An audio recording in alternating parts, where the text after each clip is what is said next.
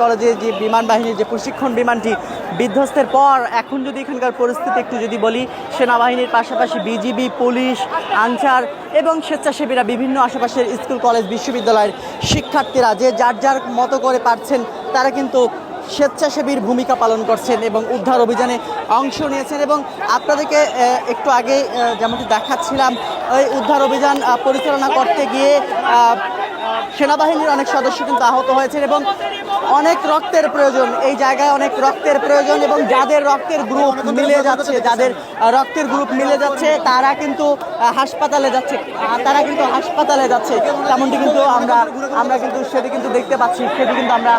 আপনাদেরকে দেখাচ্ছিলাম যাদের রক্তের গ্রুপ মিলে যাচ্ছে।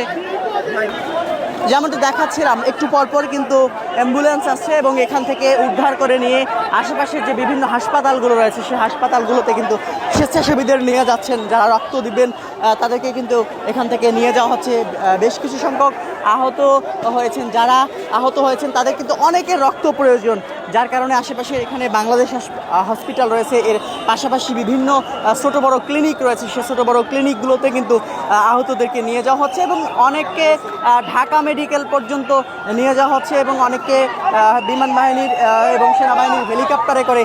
উন্নত চিকিৎসার জন্য দেশের বিভিন্ন হাসপাতালে বিভিন্ন জায়গায় নিয়ে যাওয়া হচ্ছে তেমনটি কিন্তু আমরা জানতে পেরেছি। এবং আপনাদেরকে এই মুহূর্তে সরাসরি দেখাচ্ছিলাম স্বেচ্ছাসেবীরা অ্যাম্বুলেন্স নিয়ে আসছেন, আশেপাশে বিভিন্ন হাসপাতালগুলো থেকে অ্যাম্বুলেন্স নিয়ে আসছেন তেমনটি কিন্তু আমরা দেখতে পাচ্ছি। এবং এখানে এখন পর্যন্ত আপনাদেরকে যদি একটু বলে রাখি, এখন পর্যন্ত যারা মাইলস্টোন কলেজে যে সকল শিক্ষার্থী পড়াশোনা করেন তাদের অভিভাবকরা এই কলেজের সামনে এসে অনেকে আহাজারি করছেন, এখন পর্যন্ত অনেকের সন্ধান পাননি তেমনটি কিন্তু আমরা দেখেছি। শিক্ষার্থীদের পরিবারের সদস্যরা কিন্তু বেশ উদ্বিগ্ন রয়েছেন,